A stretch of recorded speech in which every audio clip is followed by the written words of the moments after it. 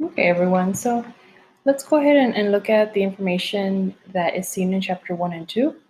And so for chapter 1, it talks about the foundations of organizational communication. And chapter 2 goes a little bit deeper into organizational communication. So I present the main ideas here, and the PowerPoints and each section in the textbook on Blackboard provides more information. Okay.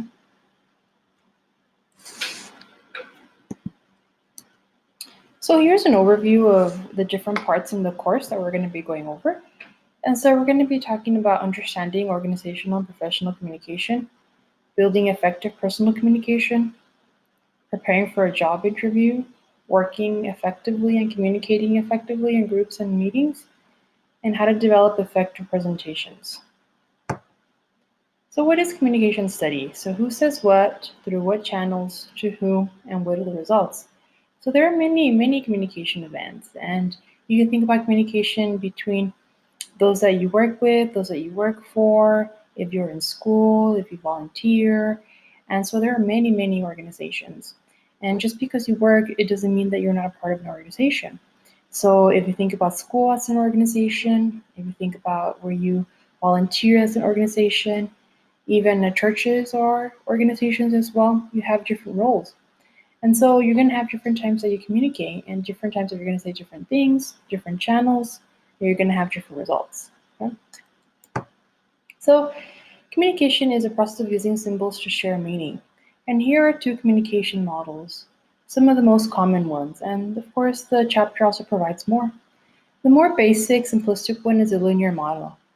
And that one was just very much like, person A, person B are communicating, and it's communication back and forth between them.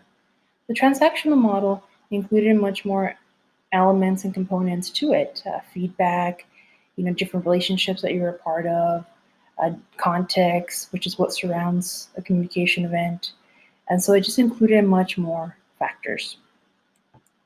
Then here are the components of the communication models: sender, receiver, message, channel, and noise. So the sender is also known as the encoder. You're creating the message. So myself, creating this message about chapters 1 and 2. Then you're the receivers, and you're also called decoders. You're assigning meaning, you're interpreting the information that we see in the chapter. Message is what you're actually saying, the words. So this is about chapter 1 and 2. The channel, so there's face-to-face, but now we have more online. And so that's the channel that we're using. Then noise is anything that interferes with you getting the message. It could be physical noise, like you hear bangings or traffic, different things like that. Or it could be internal noise. That could be if you're tired, sleepy, you're having problems with your friend, your spouse, things like that. So the transactional model, it really developed and it added to the linear model, which was more simplistic. So it suggests that both sender and receiver simultaneously you encode and you decode messages to and from each other at the same time. So it really developed that notion that there's just much more complexity when you communicate. So chapter 1, it ends with different benefits of studying communication. So you're able to work in a team, you're able to make decisions and solve problems, you're able to plan, organize, and prioritize work, you're able to communicate verbally with people outside and inside your organization, your ability to process and obtain information, ability to analyze quantitative data. And so those data is a way of collecting information about different people. And quantitative is methods like surveys or different things like that.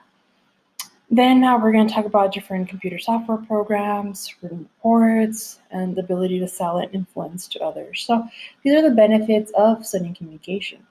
So in chapter 1, what it did to us is introduce to us what is communication, what are the different communication models, and the benefits of studying communication. Chapter 2 dives a little bit deeper into organizational communication. And as we go into it, what is an organization?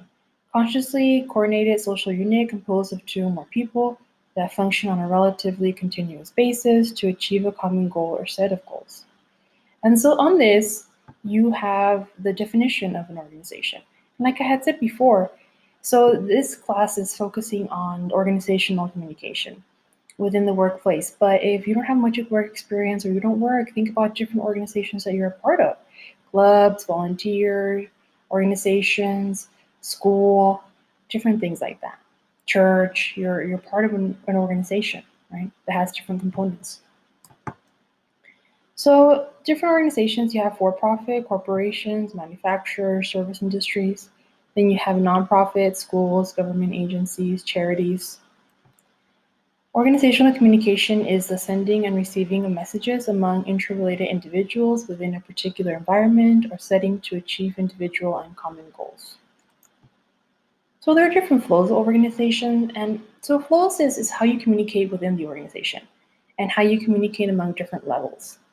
And so the patterns are called flows. You have downward communication flow, which is like from the top of the organization to the middle or to the lower levels. So the information is trickling down. So when you think about you as an employee, you're talking to your supervisor or manager, they're talking to you, they're giving you instructions or orders or tasks that you have to complete. So that information is trickling downward, okay? And then upward communication goes from the lower level or mid-level to the higher level. And so you're asking questions or you're giving feedback to your supervisor or manager. Myself, that I work at EPCC, and my dean is my supervisor, and maybe I have questions about a training that we had. So the information is trickling, it's going upward from lower level, mid-level employees to the higher level employees. And that can be, well, there are many things. There are, for example, communication if you're a sales associate and you're talking to your manager supervisor. If you're in the marketing or accounting department and you're talking to the supervisor of your department, or if you're talking to the president of an organization or the owner of a small business and you're an employee. So it's information going up. Horizontal, you're in the same level. So if we're all in the marketing department or we're all in the accounting department, we're all on the same level and we're communicating maybe on how to accomplish certain projects, how to get certain work done, and so we're in the same level. So here we have diagonal is, I like to think of it, it's communication between different levels, right? So you communicate, even though I'm part of one level, I communicate with someone who's in a different level. And so diagonal communication. Then here I summarize the main points of the theories in organizational communication. And it gets very theoretical, and it's talking about how organizations are structured. And if we think about it like a spectrum, you'll see theory X, all the way on one end, and on the other end, you'll see the cultural perspective systems. When we start with theory X, it's much more traditional, more structure, view of the workplace. And then, then the others are more inclusive of other factors. So theory X is where managers micromanage employees by using reward punishment tactics and limit employee participation. So we start with theory X. Human relations approach focuses on how organizational members relate to one another and how individuals' needs influence their performances in organization. So it starts to be more inclusive of the participation and the voice of the employers as we go from one to the other to the other. Human resources accepts to truly embrace participation by all organizational members, viewing each person as a valuable human resource, so that all employees should be able to be fully involved to manifest their abilities and their productivities. And so they include and they encourage employee participation in decision making. So they're welcoming and they're using the input of the employees. Systems perspective is concerned with problems of relationships or structure and interdependence rather than with constant attributes of objects. An organization is like a living organism and must exist in its external environment in order to survive.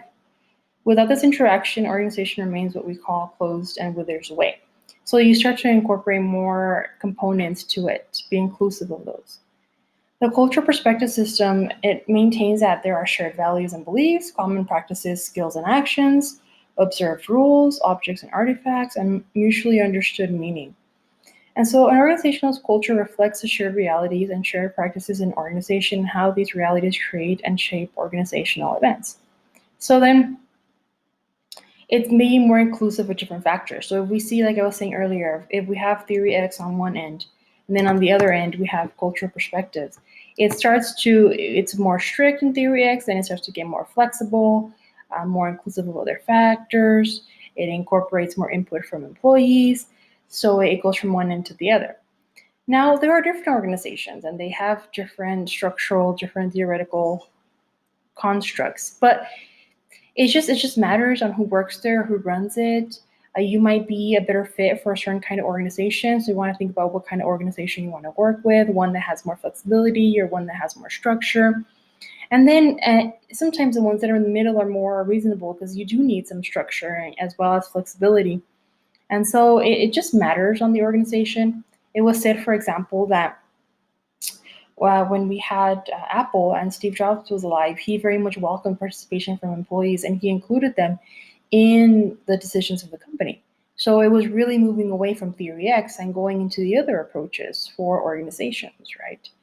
And it going all the way to the other end. So you could think of different examples like that. Think about how your workplace is. If you don't work, think about how different institutions that you're a part of are. Like, how is your school structured? Or how is, if you volunteer in a certain organization, how is that structured? Or even church as well as an organization, how is that structured? Does it have, is it more traditional or it's more flexible? It's more inclusive of the input of those that are part of that organization. Okay. So and that's the end of chapter 2. Chapter 2 talks to us about what is organizational communication, flows of that organization, the different theoretical perspectives of an organization. So remember the main points of chapter 1 and 2.